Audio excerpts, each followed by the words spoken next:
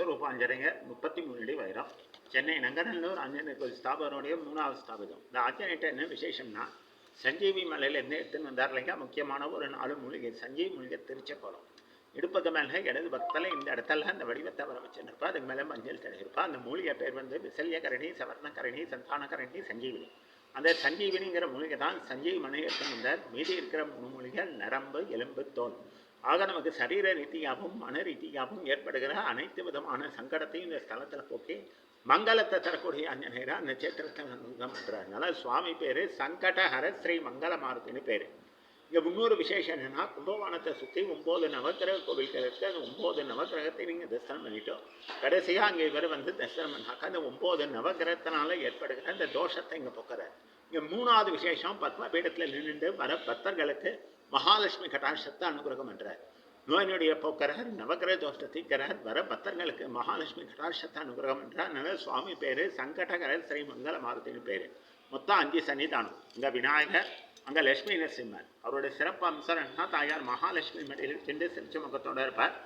ராமர், லட்சுமணர், தாயார் சீதாதேவி, ஆஞ்சநேயர் கைக்கு தென்று வாழ்த்து சேவகன் மாறி இருப்பார். கோதன் ராமர் சன்னதி, அங்கே ராமர் பாதுக சன்னதி, நடுப்பற விஸ்வரூபாஞ்சநேயர். 2020 பிப்ரவரி 7 கும்பாபிஷேகம் முடிஞ்சு இப்போ பூஜைகள் நடந்துட்டுருக்கு. 5 வருஷம் முடிஞ்சு 6ஆம் வருஷம் நடந்துட்டுருக்கு. மற்றபடி இங்கே தனிப்பட்ட முறையில் அர்ச்சனையோ தீபாராதனையோ பிரசாதமோ அது COVID-19 வந்ததுலேருந்து பண்ணுறதில்ல. நீங்கள் கலந்துக்கிற மாதிரி ஒரு 4-5 சேவாக்கள் இருக்குது. அதில் முக்கியமானது இப்போ நடைமுறையில் இருக்கிறது 3 சேவா தான். இந்த ஸ்தல பிரசாதம் இதுதான், கையில் கட்டிக்கிற ரக்ஷை.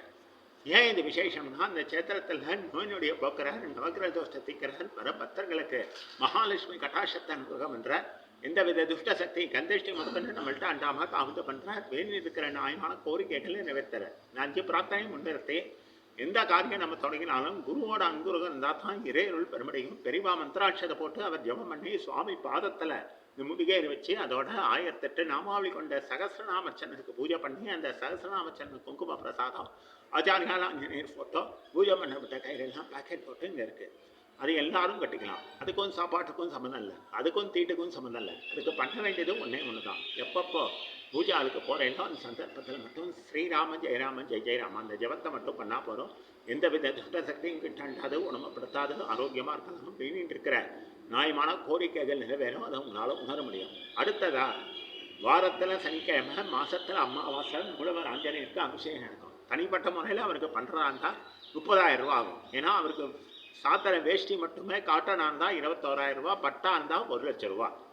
அந்த அபிஷேகம் பண்ணுறதுக்கு முன்னாடி எல்லாமே கூட்டு பிரார்த்தனை பண்ணுறது. அந்த அபிஷேகம் பண்ணுறதுக்கு முன்னாடி வெள்ளிக்கிழமை ராத்திரி எண்ணெய் சாத்துவா. இந்த எண்ணெய் சாத்துறதோட விசேஷம்